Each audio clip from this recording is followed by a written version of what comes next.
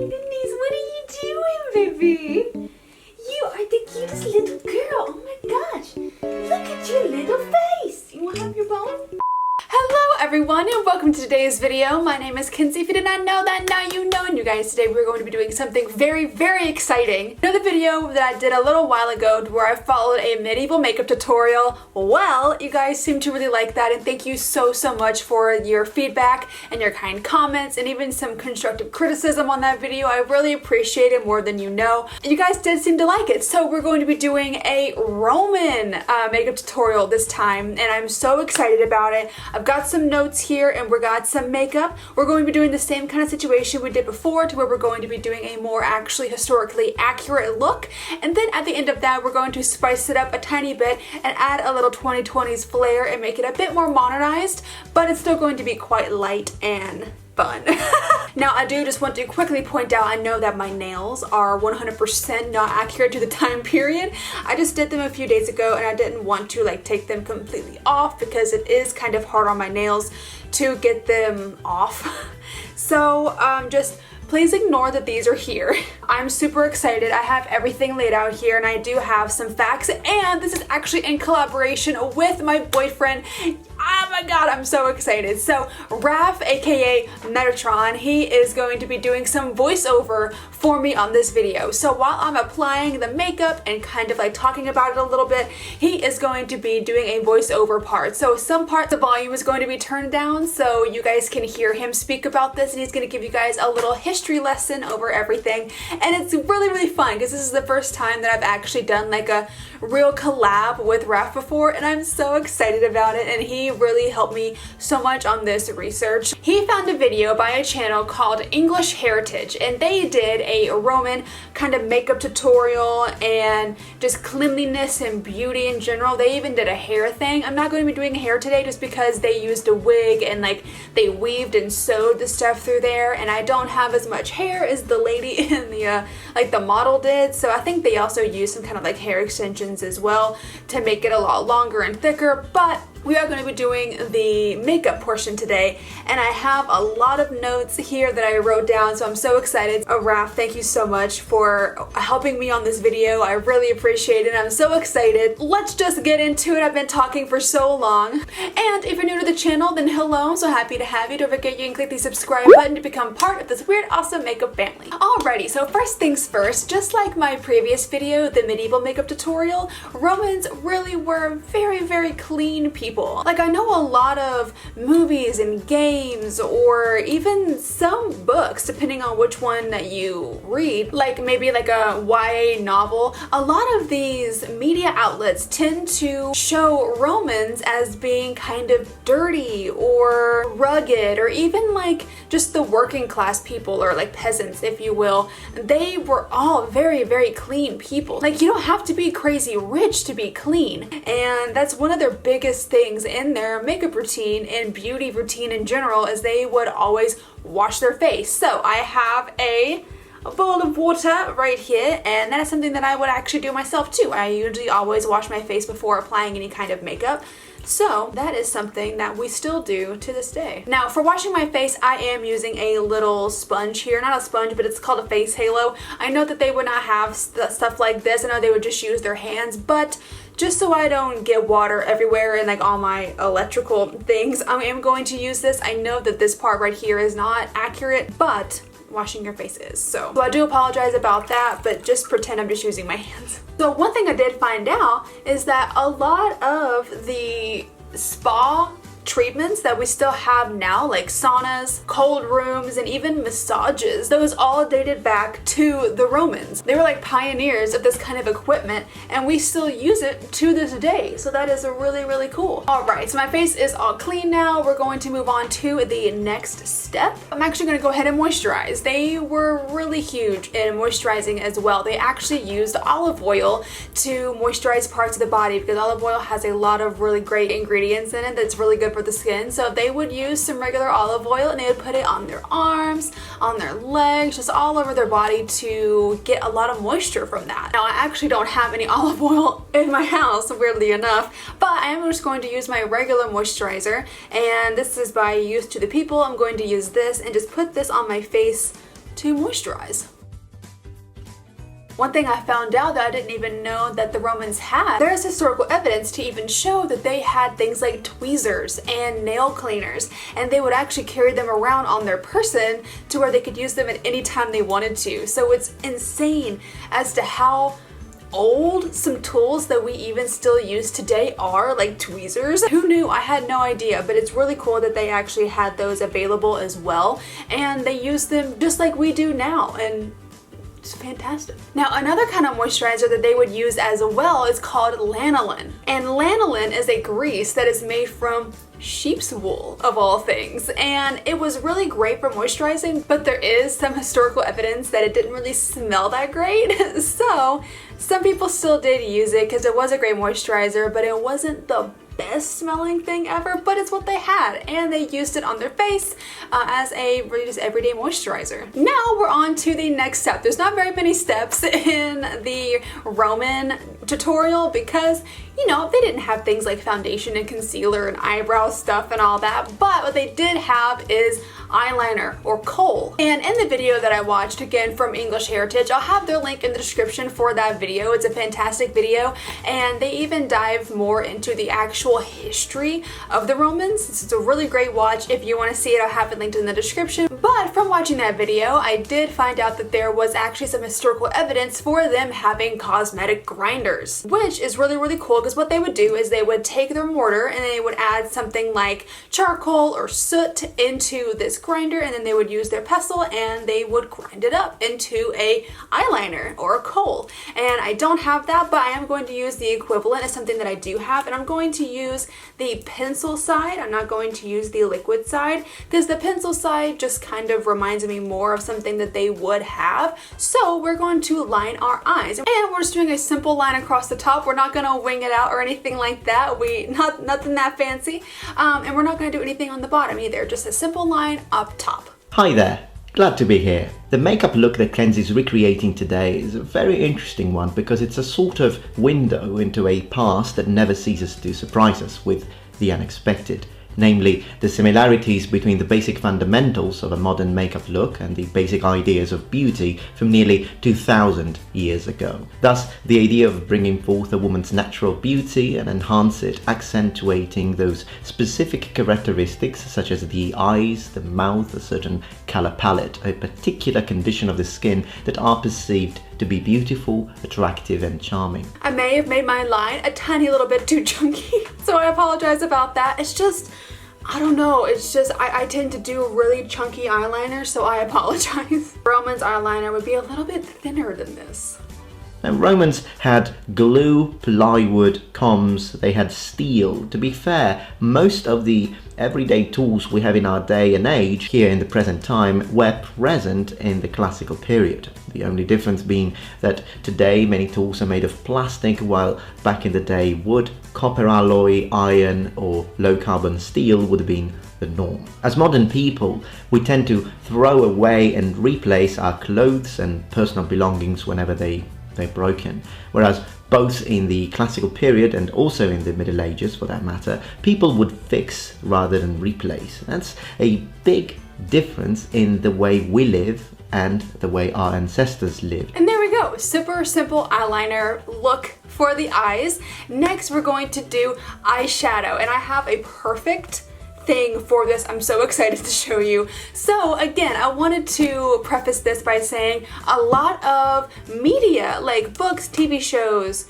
movies, anything like that, if they're going to depict Roman times, they normally depict them wearing pretty dull colors like gray and brown and black and stuff like that, but that was absolutely not the case. The Romans loved color so much, like purple, even though purple was very hard to come by because it was for royalty, but purple, blues, reds, they loved color. So what we're going to do on the eyes today is we are going to pop on some of this gorgeous blue, Pigment that I have right here, and there is historical evidence to assume that women of these times would actually crush up gemstones to make their blue eyeshadow. They would use things like lapis lazuli or malachite or even saffron. They would crush them up and then they would kind of turn them into a powder to where they could then press them onto their lids to have this beautiful blue shadow. And they would actually mix the gemstones with a touch of oil, like olive oil, to make it a bit sticky so they could apply it better. But I don't have just a lapis lazuli lying around for me to crush up, but I do have this, and I think this is going to be a beautiful, perfect, vibrant color to use. So I need a brush. So I know that this is not something that they would do. I'm sure they actually had makeup applicators. Like I'm sure they could have made something, but they're not gonna have a brush like this or a setting spray like this. But I am gonna do it just for the sake of this video because I really wanna show how beautiful these blues on the eyes can be. And I'm going to wet my brush. So I know this part is not accurate at all, but I'm going to wet my brush here and get a little bit of, look at that. It's beautiful. And I am going to put this all over my lid. We're not going to take it up into this area or the crease or anything because they did not do that. They put it directly on the lid, so that's what we're going to do today. That's why as we see Kenzie doing her makeup here, we should imagine her wearing an ironed, clean and properly tailored short-sleeved tunic made of either silk or linen. Look at that, oh my goodness.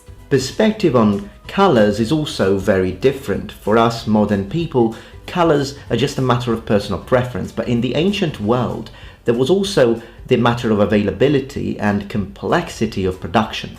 Colors and dyes had to be made the natural way. For an eyeshadow dye, we'd be working with a mortar, but for a tunic, and the color for a tunic, the dyes of tunics, heating up the material with elements would be the way of getting it done. Like, look at that. That is absolutely stunning and beautiful, and like, that's what they would wear, and it's so vibrant. I don't know why. You never really see this unless it's like a History Channel situation. Like, you never really see Roman women wearing these fantastic vibrant shades. It's just amazing and I love it to actual bits. There's that for the eyeshadow, this beautiful blue. And now lastly, we're going to move on to lips and cheeks. Now if you want to get super historical when it comes to your lip and cheek color, make a really safe version of vermilion mixed with goose fat and beeswax to create a really light flush like pink color to the lips and cheek area. But I do not have vermilion,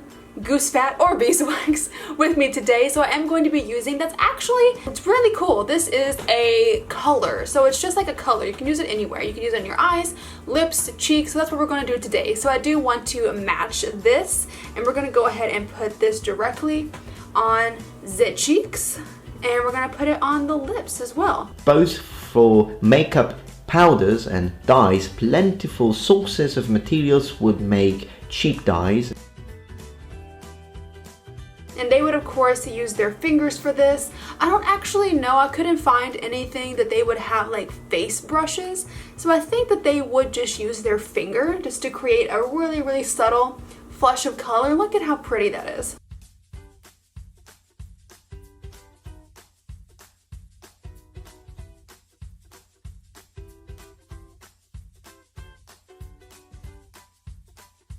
And I didn't see anywhere in that video to where they put it on the nose, chin, or forehead. So I'm going to just stick to the cheeks today because, you know, if you see any of my other videos, I put blush everywhere because I love blush. But for today's video, I want to be as accurate as possible. We're going to stick directly to the cheeks. Look at that, I love that. And then we're going to apply the exact same color to our lips. Instead, rare raw materials would make expensive dyes, such as purple, for example, which in fact became the color of wealth and power, produced crushing thousands of seashells from the Mediterranean Sea that the Phoenicians had a monopoly over. You guys, this is the completed look for the historically accurate woman in Rome makeup tutorial, and I'm obsessed. I love this so much. I love the fact that they used color. I love the fact that it's like blue and it's just so vibrant and gorgeous. That has been this part and I'm in love with it. So now we're going to move on from the historically accurate Roman tutorial, and we're going to come into 2020. So I am going to literally build off of this. I'm not going to do anything else. I'm going to build off of this and kind of create a more 2020s inspired makeup look with what we already have going on today. So first things first, I'm actually going to go ahead and apply a tiny little bit of tinted moisturizer. Now again, I want to preface, this part is no longer historically accurate. We're just moving on from the historically accurate side to the not historically accurate 2020 side, and we're just going to build upon what I already did. So I'm going to take a little bit of the Colourpop Pretty Fresh tinted moisturizer here, and I'm going to apply this to my skin. We're going to keep this still extremely light because I still want it to be a very light makeup. I don't want to turn it into like a full-on beat after doing something like this. I still want to just add on a little bit of something here and there, so we're just going to, and I know I'm going to cover up my blush, I'll reapply it. So we're just applying the tiniest little bit of tinted moisturizer just to even out your complexion a little and just kind of get rid of any red areas. If you have it, I do have quite a lot of red on my skin, so we're going to just even that out just a tiny bit. There we go. Again, just extremely light coverage. And then I'm going to go in with the tiniest little bit of concealer here, just for the under eyes. And I think we're just going to do under eyes today because again, I want it to be as light as possible. And now I'm going to go back into my blush just a little bit. I'm not going to do any kind of bronzer or anything like that just because again, I want to keep it really light. But I am going to go back into my blush and use a little bit more because, you know, Mama loves blush over here. I'm going to put it on my nose and a little on my forehead. I do love this blush though, or like it's a color, so you can use it on anything. But it's by Ritual de Fille, I don't know. But it's really nice and I like it a lot. So there's that, and then I'm just going to do a tiny little bit more on the eyes. I am going to first add a crease color to this blue shade we have going on, but I'm only going to do it a tiny bit just because I do want there to be a little bit of a crease color, so I'm going to add just a lighter blue over top. So I'm going to go into this Morphe 35i Icy Fantasy palette and just grab this light blue shade right here and then just work this. I don't have any kind of eye primer on right now, so these may not blend as well as they normally would. So if they don't blend as well, then that's fine. I don't have eye primer on or anything. And there we go, just to add a tiny little bit of color up at the top and just to blend out the line, like the crease a tiny little bit. There's the eyes, and I am going to go ahead and just add on a tiny little wing. I know for the historically accurate version we didn't do any kind of wing, but I do like a wing over here, so I am going to quickly. Okay, there is my eyeliner done, and now I know I said I'm going to keep it real light here, but I like chunky eyeliner, so I'm really sorry. The wing's a bit more dramatic than I meant for it to be, so I apologize.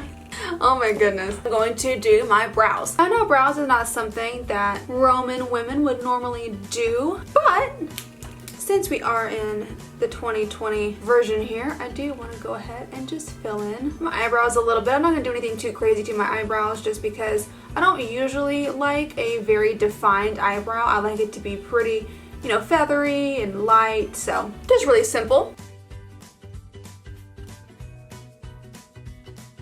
And for the next step, I'm going to be throwing on a tiny little bit of mascara to my lashes. And you guys, here we go. This is the final touch. I'm actually going to just add a teensy tiny bit of clear gloss. And here we go, you guys. This is the completed 2020 look. This is what we did come up with for the 2020 inspired Roman makeup look that we did first, and I gotta say I love how it turned out. I love how colorful Roman makeup was, because it was so easy to just do what I had done before, you know, in the beginning, the historically accurate tutorial, and then just being able to build off from that and being able to do this look. I feel like it is still so gorgeous. And even though we only added a tiny little bit of foundation, concealer, a little bit too much liner, let's be real, but a little bit of brows, and this is a look. Like, this is an actual look. I feel like if I was going to do this bold of an eye color, I would do a little bit more foundation, because I feel like my skin is still quite natural for these eyes, but I think that it looks beautiful nonetheless, and I just think it's so pretty. But you guys, that is going to be it for the Woman in Rome makeup tutorial. I really hope that you did enjoy it. I loved doing this. Again, I want to do more of these, and I really appreciate all your support on the first video that I did, the medieval video that I did. I can't thank you guys enough, and I hope that you like this one. And again, thank you again to my boyfriend Raph, aka Metatron, for helping me with this video as well, and for doing the voiceover part of it. I'm so excited. Thank you so much, and I hope you guys like it. And if there were some parts that I wasn't entirely accurate on, I do apologize. History is not my forte, if you will, but I do really think it's cool and I like it a lot. But if there are some things that I messed up on, I really do apologize. Feel free to let me know if there's something that I didn't do correctly, or if I didn't know, feel free to let me know kindly in the comments. But yeah, that's going to be the video for today. I really hope that you did enjoy it. If you did, then go ahead and click up the like button for me, and subscribe if you want to. If you want to see the videos that I post when I post them, click the little bell down at the bottom there, and make sure you set it to all so that YouTube knows that you want to see my videos. Again, my name is Kenzie. I hope you have a great rest of your day, and I will see you in the next video. Bye bye!